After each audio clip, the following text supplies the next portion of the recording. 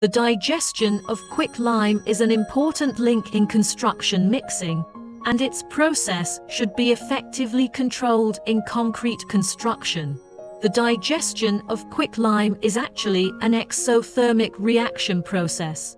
Quicklime ball press is simple in structure, but can play a larger role. The equipment is very stable. The overall steel is strong, inclined iron pressure structure, mainly used in the non-hydraulic constant pressure ball press.